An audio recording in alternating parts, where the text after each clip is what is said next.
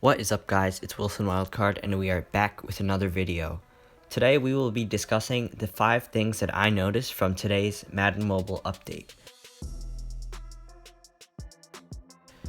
which I have mixed feelings about, but we'll get to that in a bit. Before we begin, please remember to subscribe, helps the channel a ton. But let's get straight into it. So the first thing I have noted down is one of the most obvious, the overall. If you look at my overall, I'm a 94.6, something that you probably have never seen before until this update.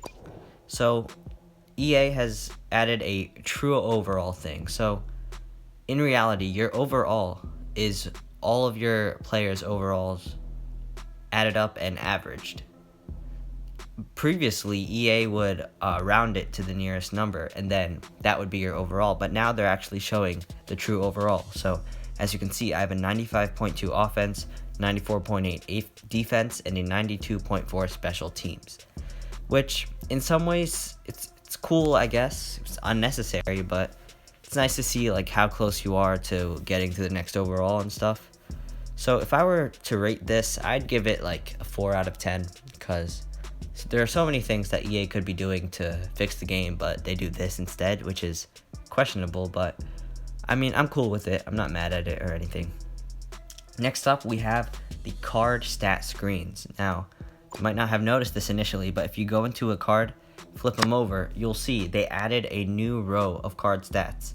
For the QB, you can see they added PAC, I think play action, elusiveness, and carry. And they've added 3-4 other cards as well. This is actually really helpful and really underrated, because let's say you go to the auction house and let's say I wanted to buy this Bradley Chubb, and in comparison to my Fred Warner, it'll show the comparison stats over here. But what if I really want to see what his stats are? So now I can see his play recognition, his power moves, and his finesse move, something that I couldn't see before. I'd give this a 7 out of 10 actually. This is really good and really helpful for, like I said, the auction house, if you want to really see the stats before actually buying someone. So I think this is a pretty good update. Next, we have the boost. Now, I couldn't find many cards that showed this really well, so I believe the Devin Hester card showed it really well. Yeah, you can see they now have the boosts on top of a card, so you can now see straight on the card that Devin Hester, the 91 kick returner, gives +1 acceleration to feast players, which is pretty nice. Instead of having to go back here and flip the card to see what the boost is, if they have a boost at all, I'd give this a 6 out of 10, because boosts are a big part of this game. It's a really big feature, really big upside to certain cards. And it makes it basically much easier to see the boosts that the cards have, which I definitely like. So yeah, 6 out of 10, or 5 out of 10, or whatever I gave it, I already forget. Next, we have the auction house itself. Now, you might have noticed this when I went to search for Devin Hester, but they took out those 2 sections in the middle where I think it was like tier and geo, or geo and something. So basically those were for the yard. I don't know why they added it in the auction house to begin with, but basically there's a section between scheme and price, right under scheme and price, and right above team and program.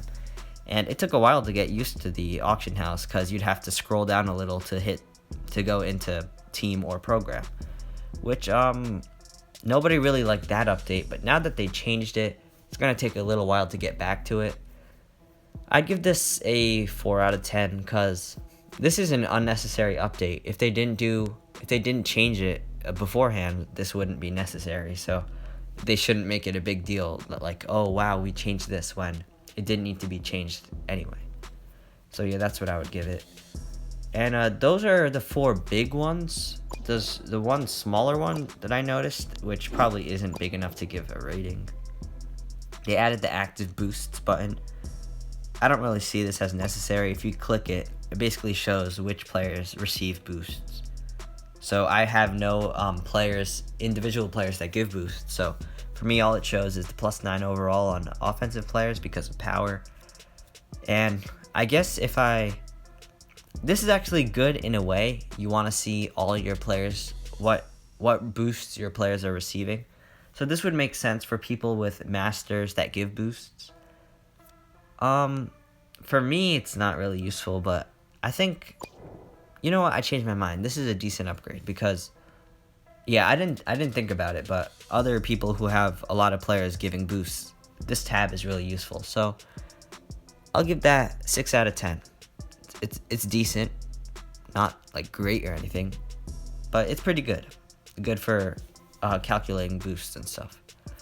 But that is it, guys. Those are the 5 biggest things that I took away from this Madden Mobile update.